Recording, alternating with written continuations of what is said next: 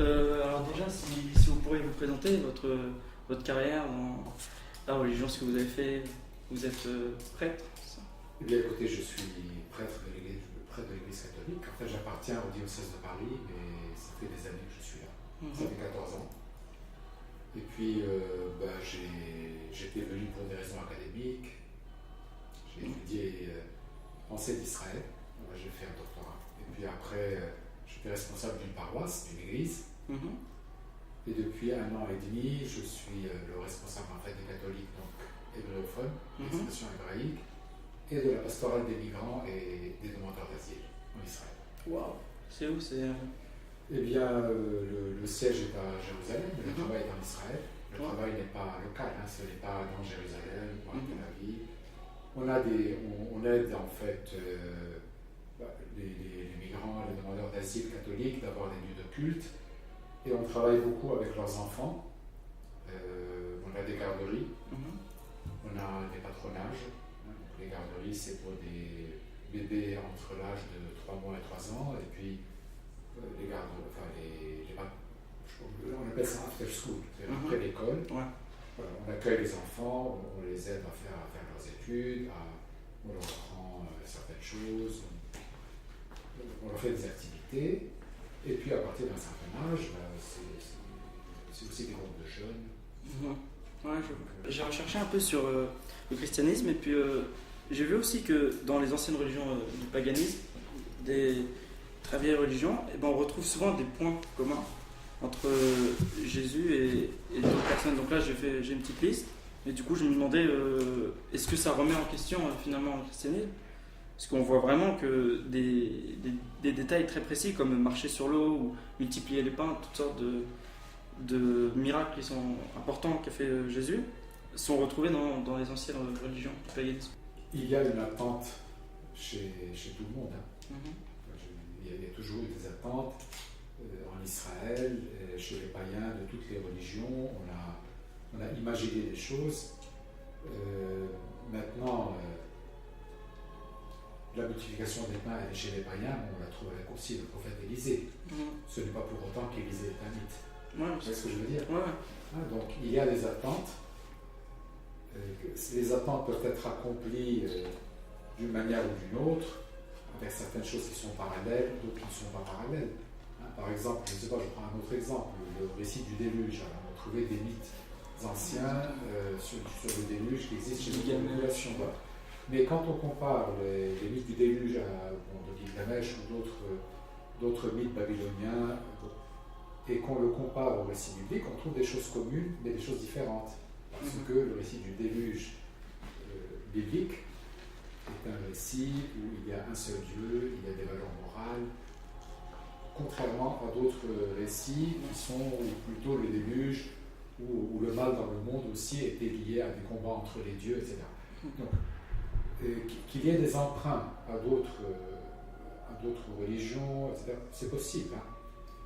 Le Nouveau Testament a beaucoup puisé, en particulier dans l'Ancien Testament. Je dirais beaucoup plus que dans des rites païens.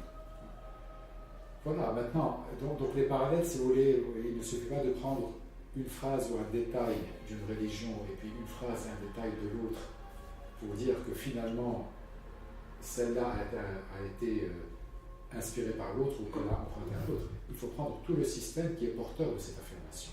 Vous voyez, comme je vous disais pour le déluge biblique est porté par la Bible, avec une conception de Dieu, une conception de l'homme qui est biblique.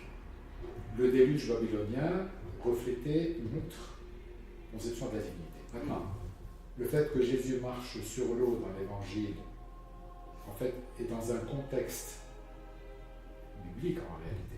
Tout ce qu'il disait, tout ce que Jésus disait, et c'est des paroles que les prophètes auraient pu dire. Et puis sa conception de Dieu, c'est le Dieu unique de la Bible, c'est le Dieu des promesses, c'est le Dieu des alliances, etc. Donc voilà, qu'il ait marché sur l'eau, que cela on le trouve dans un mythe ailleurs, ne veut pas dire que le Nouveau Testament vient de ce mythe. Vous voyez ce que je veux dire? Il suffit de prendre un détail et un détail pour dire que ça vient de l'autre. Vous voyez ce que je veux dire? Il peut y avoir des entrecoupages. C'est qu'en fait, des points de rencontre. Mais si le mythe païen est beaucoup plus vieux, d'un point de vue chronologique. Donc ce serait possible que le christianisme, le Nouveau Testament, ait pris des empreintes de... Alors, en tout cas, pour ce qui est des événements, pour des événements historiques, les apôtres qui ont écrit le Nouveau Testament le racontaient à des personnes qui avaient vécu à l'époque, ne le racontent pas comme un mythe.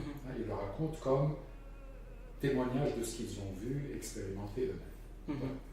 Qu'après ça corresponde à quelque chose qui était dans d'autres religions. Il ne faut pas tout de suite, quand on voit un parallèle, vous voyez, dire que ça vient nécessairement de là. Il faut, le rapport entre les 12 apôtres et les 12 tribus d'Israël est beaucoup plus fort. D'ailleurs, il est dit explicitement dans les écrits du Nouveau Testament, le livre de l'Apocalypse de Saint Jean, qui parle de la Jérusalem céleste, qu'il a décrit comme ayant pour colonne les 12 apôtres et puis les 12 portes de la Jérusalem céleste qui sont les 12 tribus d'Israël. Donc il fait un parallèle évident entre les 12 tribus et les 12 apôtres. Voilà. Et que Jésus ait choisi 12 apôtres en référence aux 12 tribus, c'est plus crédible, puisque Jésus est fils d'Israël en fait. Il est héritier de toute la pensée biblique. Donc en fait, pour nous, la vraie référence, la vraie source d'inspiration est plus que source d'inspiration. C'est la Bible. C'est la tradition du peuple d'Israël.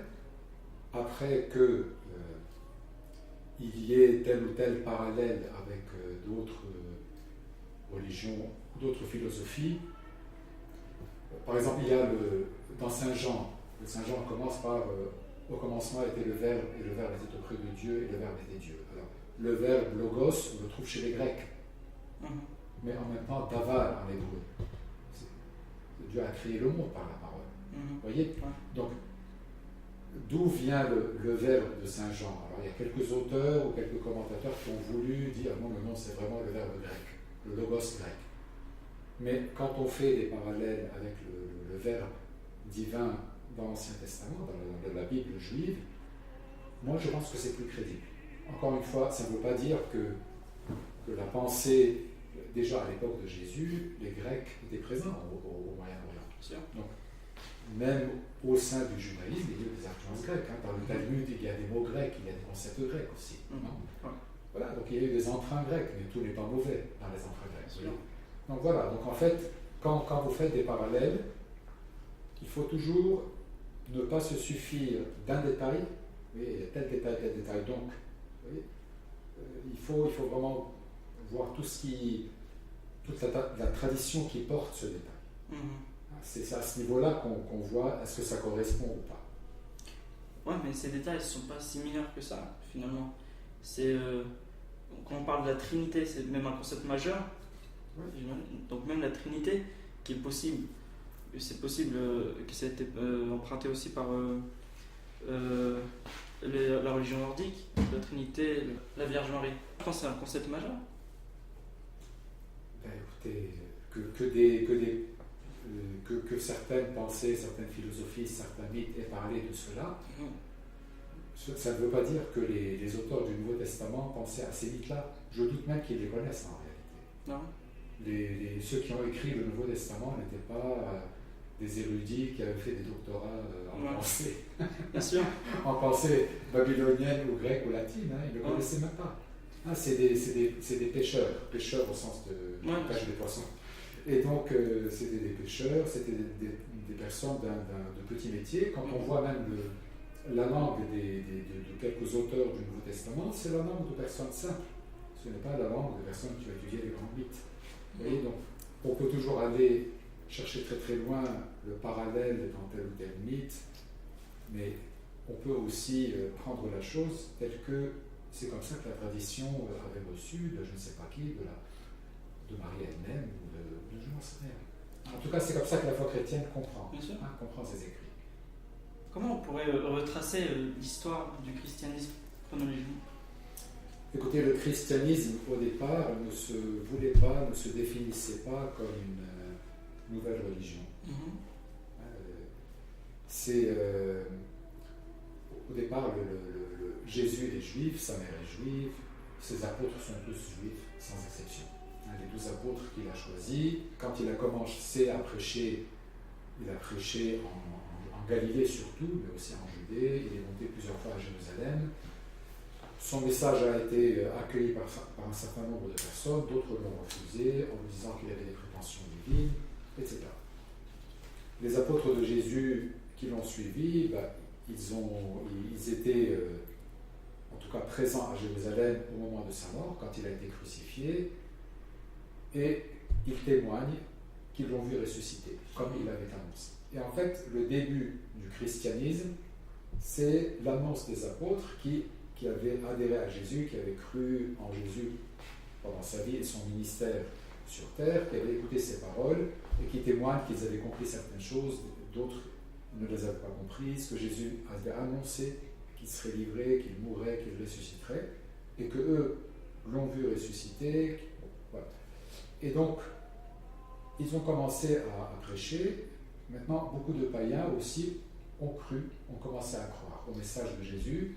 Leur vie changeait, ils se transformaient, ils rejetaient le mal. Et en réalité, ils venaient au Dieu d'Israël. Nous, comme chrétiens,